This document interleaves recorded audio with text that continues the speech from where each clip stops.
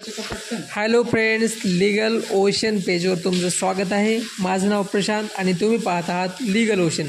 प्रॉपर्टीच्या व्यवहारामध्ये नेहमी असं पाहण्यात येते की एखादा व्यक्ती प्रॉपर्टी विकण्याचा निर्णय घेतो आणि कॉन्ट्रॅक्ट करतो, रक्कम घेतो, तेवढ्यामध्ये त्याला त्याच प्रॉपर्टीची जास्त किंमत देत असले तर पहिल्या व्यक्तीसोबत तो रजिस्ट्री करण्यास नकार देतो आणि दुसऱ्याच्या नावावर तो प्रॉपर्टी रजिस्टर करण्याची तयारी करतो आणि प्रॉपर्टीच्या व्यवहारामध्ये अशा समस्या दिसून येतात।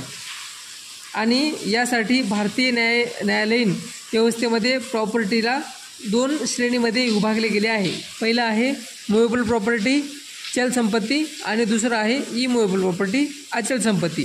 ट्रान्सफर ऑफ प्रॉपर्टी ॲक्ट 1872 एक असा कायदा आहे जो जुन्या कायद्यामध्ये गणला जातो, जे कॉन्ट्रॅक्ट आणि उत्तराधिकारीसाठी काम करतो।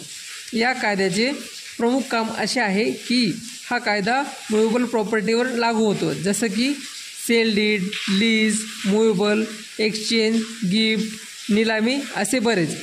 आता आपण वर दिलेल्या उदाहरणामध्ये पाहायला गेलं तर डॉक्ट्रिन ऑफ पार्ट परफॉर्मन्स